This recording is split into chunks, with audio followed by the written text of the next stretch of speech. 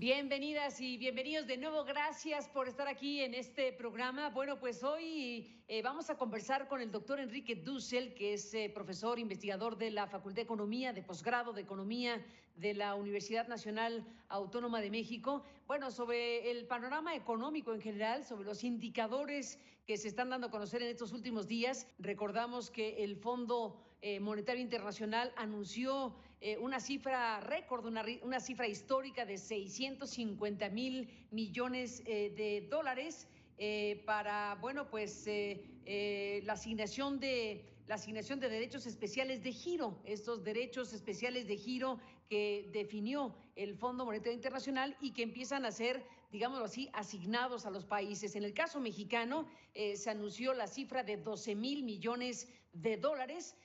Bueno, hay que decirlo que el presidente mexicano tuvo una pifia que fue corregida por la propia institución del Banco Central a través de su subgobernador Gerardo Esquivel, porque el presidente mexicano, bueno, pues planteó que podría utilizarse esa cantidad de 12,000 millones de dólares para pagar deuda.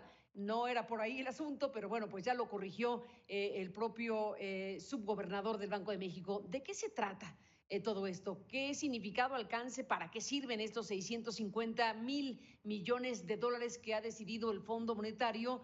¿Cómo es que se van a instrumentar estos recursos para fortalecer precisamente la liquidez y las reservas de los países que son miembros o que somos miembros del Fondo Monetario Internacional? Bueno, hemos buscado al doctor Dussel para hablar de este y otros temas. Así que, Enrique, gracias por estar aquí. Bienvenido al programa. Sí, muchas gracias, Carmen.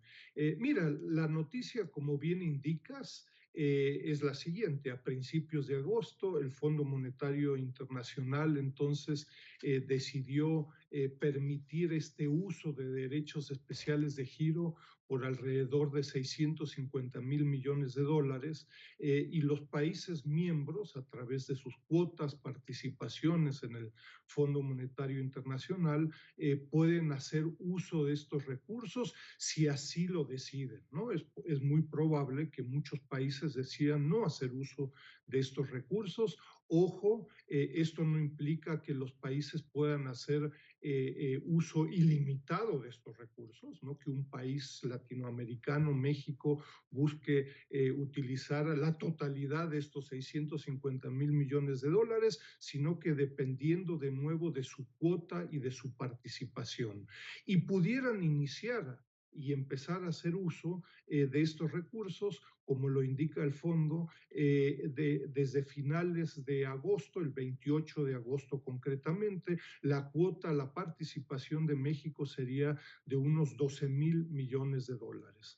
Como bien le corrigió el subgobernador Gerardo Esquivel al presidente, ojo, esto no implica, no permite un canje automático, ¿no? Uno diría, bueno, el Fondo Monetario otorga bajo una tasa de interés y recursos importantes para México, pues vamos a cambiar deuda por una tasa de interés más alta, por una más baja. Esto no es posible técnicamente, y no es posible técnicamente, sobre todo, yo te recuerdo, resultado de la autonomía del Banco de México y del único objetivo del Banco de México, que es la estabilidad de precios. Está además el detalle de que, claro, en el caso de la deuda pública de México, no es Banco de México quien contrata esta deuda, sino que son otras instituciones, usualmente la Secretaría de Hacienda,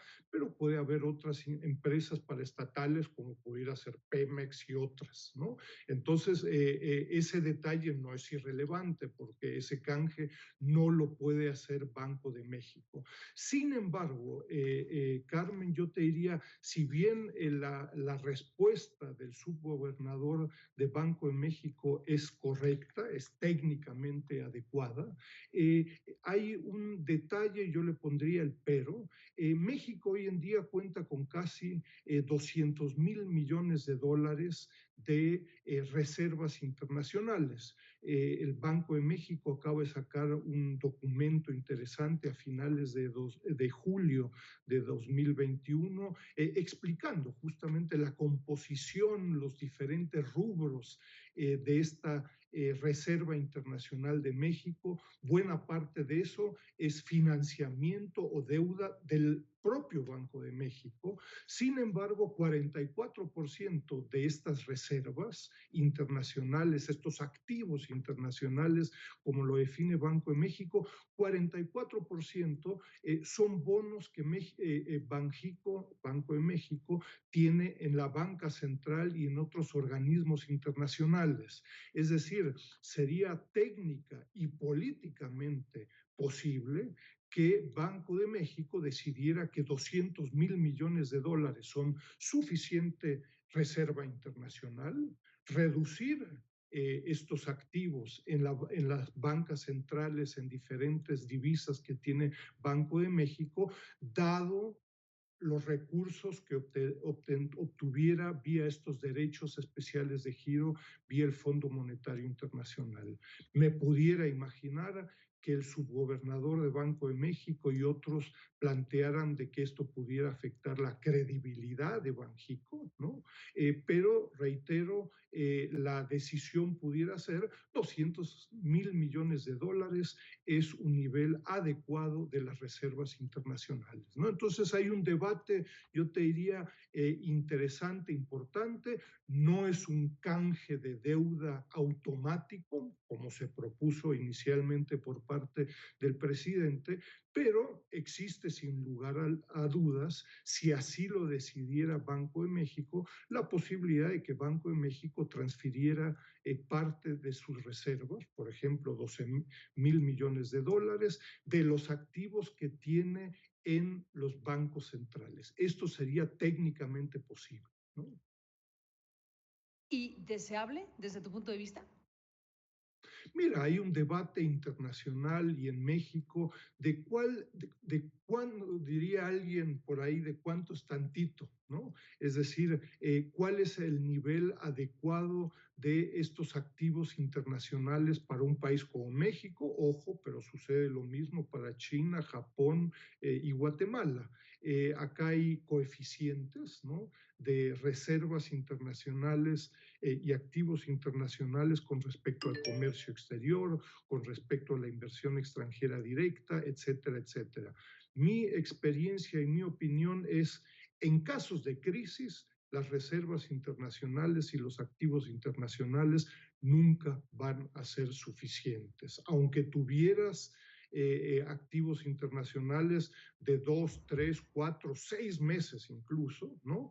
Pero en tiempos, uno diría, normales, como ha sucedido en los últimos meses, en los últimos años, donde no ha habido salidas y entradas abruptas de capitales, probablemente 200,000 millones de dólares son más que suficientes. Pero es un debate, de nuevo, y en donde, claro, los funcionarios de Banxico, con el único objetivo de la estabilidad de precios, en fin, reaccionan en forma muy reacia a la intervención y a un debate de qué hacer con sus activos internacionales, resultado de la autonomía del Banco de México desde 1994. Entonces hay toda una ley del Banco de México que estrictamente desde una perspectiva legal no permitiría este debate. Y yo te recuerdo, en México en los últimos años hemos tenido varias discusiones de este tipo